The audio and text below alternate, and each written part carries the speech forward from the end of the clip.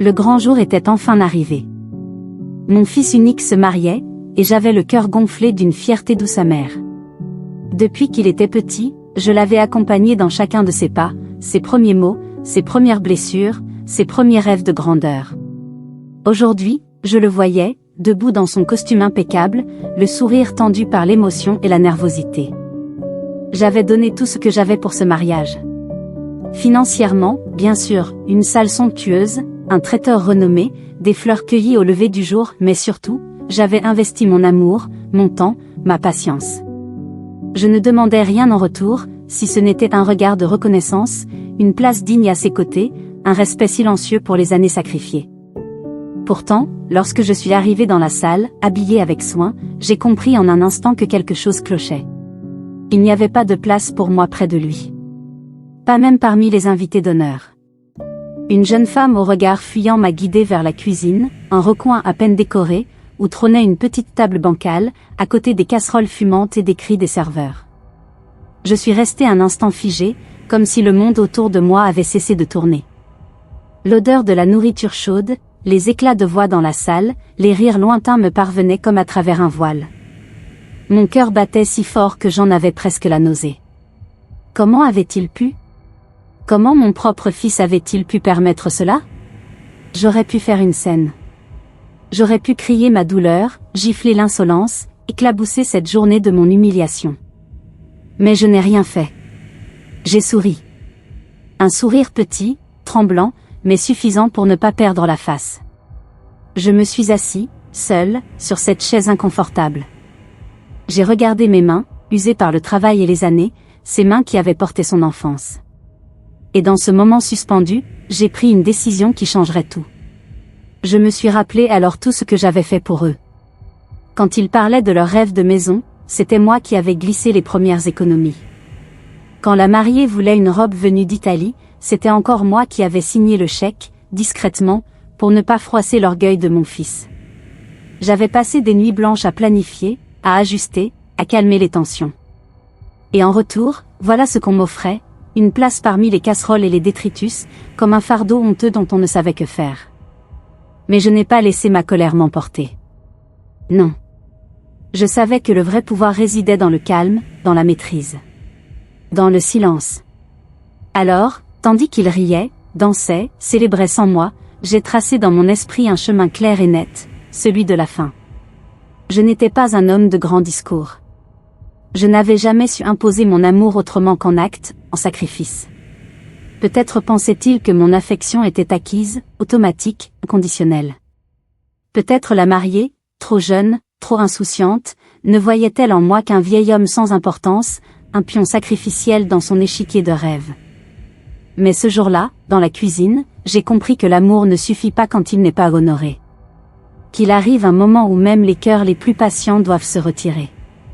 Et c'est ainsi, sans bruit, sans drame, que j'ai annulé le cadeau somptueux que j'avais prévu pour eux, un voyage de noces autour du monde, des aides financières, une promesse d'héritage.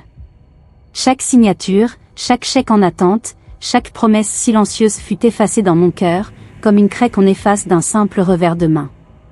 Je me suis levée doucement, laissant derrière moi l'assiette à peine entamée. Personne ne fit attention à mon départ. Pas même mon fils, pris dans la liesse générale. Je marchais à travers la salle, invisible, comme une ombre. À l'extérieur, la nuit était tombée, fraîche et indifférente. J'ai pris une grande inspiration, sentant l'air froid remplir mes poumons, et j'ai souri à nouveau. Un sourire différent, cette fois, un sourire de libération. Car en annulant tout, je reprenais ce qui m'appartenait, ma dignité, mon amour-propre, ma paix intérieure. Ce n'était pas une vengeance. C'était une renaissance. Dans les jours qui suivirent, les appels commencèrent à pleuvoir. Des messages d'abord polis, puis inquiets, puis furieux. Pourquoi les fonds n'étaient-ils pas transférés? Où étaient les papiers? Pourquoi ce silence soudain? Mon fils, enfin, osa m'appeler directement. Sa voix tremblait, non pas de tristesse, mais de colère. Comment pouvais-je saboter leur futur ainsi? Je n'ai pas crié. Je n'ai pas justifié. Je lui ai simplement rappelé, calmement, que tout ce qui est offert avec amour mérite d'être reçu avec respect. que l'amour parental n'est pas un dû, mais un don sacré. Puis j'ai raccroché. Et cette fois, c'est moi qui ai choisi le silence. Certains diront que j'aurais dû leur pardonner, que la famille passe avant tout. Peut-être. Mais le respect est le socle de toute relation, et sans ce socle, tout s'effondre. Je ne leur ai pas souhaité de malheur. Au contraire. Je leur ai souhaité de mûrir, d'apprendre, de comprendre ce que coûte réellement le mépris déguisé en légèreté.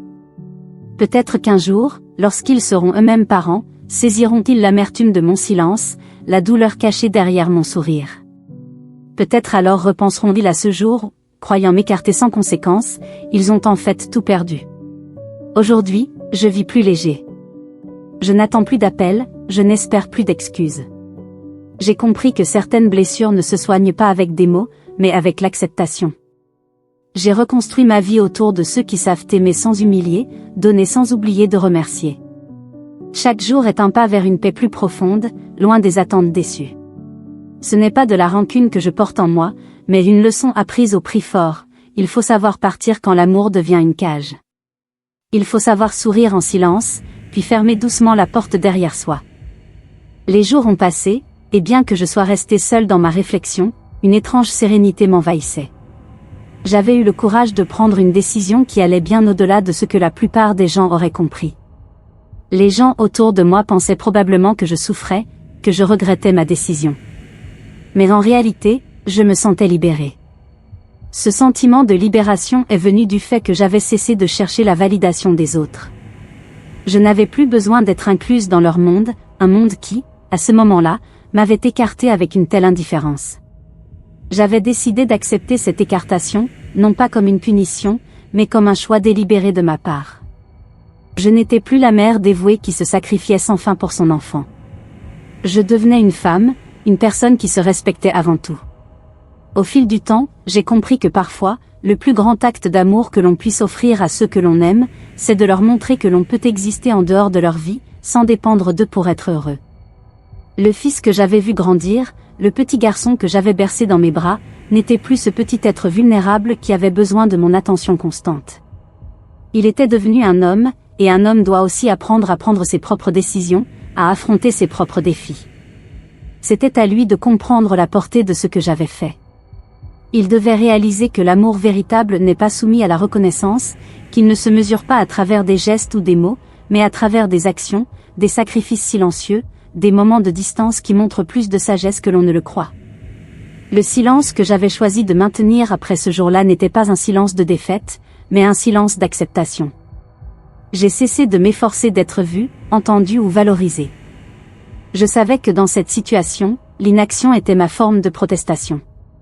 Il n'y avait pas de place pour les querelles, pas de place pour les demandes désespérées de reconnaissance. Mon rôle dans la vie de mon fils avait changé, et au lieu de l'accepter dans l'humiliation ou la rancœur, j'ai décidé de l'accepter avec dignité.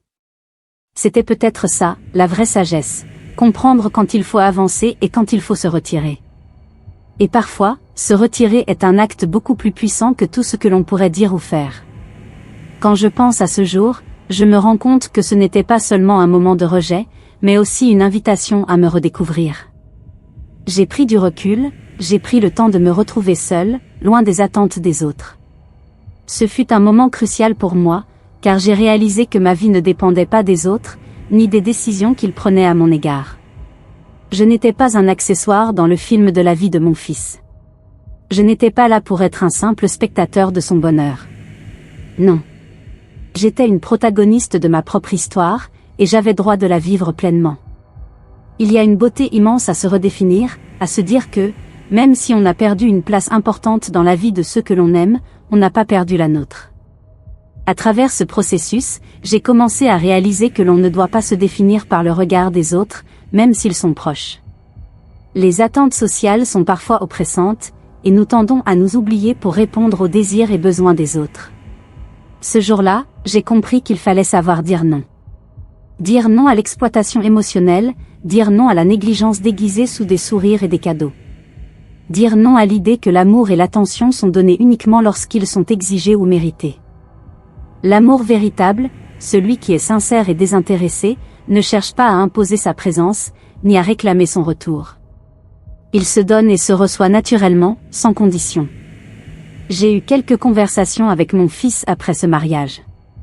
Il ne comprenait pas entièrement mes choix, et je voyais bien qu'il était frustré par mon comportement. Il m'interrogeait sur ce que j'avais annulé, pourquoi je m'étais mise en retrait, pourquoi j'avais pris cette décision radicale. Mais je savais que ce n'était pas le moment de lui expliquer en détail. Il devait d'abord faire son chemin. Il devait d'abord apprendre à voir au-delà des apparences et des événements immédiats. Le temps lui montrerait pourquoi j'avais agi ainsi. Parfois, il faut de la distance pour comprendre la profondeur des actions des autres. Parfois, c'est après que les pièces du puzzle se réunissent. Au fur et à mesure que les mois passaient, je voyais mon fils évoluer. Et dans cette évolution, je sentais qu'il commençait à comprendre. Il n'avait pas encore tout saisi, mais il commençait à sentir que j'étais différente. Ce n'était pas simplement une question de rejet, mais de reconstruction. Je n'étais plus la mère sacrificielle, prête à se sacrifier sans jamais se remettre en question. Je m'étais redressée, je m'étais retrouvée, et peu à peu, mon fils commençait à voir ce que cela signifiait. Ce jour-là, il avait peut-être perdu une part de moi, mais il avait gagné une version plus forte et plus sage de la personne que j'étais devenue. Je ne savais pas ce que l'avenir nous réservait, mais je savais que ce jour marquait un tournant dans notre relation. Peut-être qu'un jour, il se souviendrait de cet acte et qu'il comprendrait qu'il était nécessaire pour qu'il devienne lui-même. Peut-être qu'il réaliserait que l'amour, loin d'être un échange permanent et sans faille, est aussi un processus de croissance personnelle et de respect mutuel. Et dans ce respect, il y a une liberté que peu de gens comprennent avant de devoir y faire face.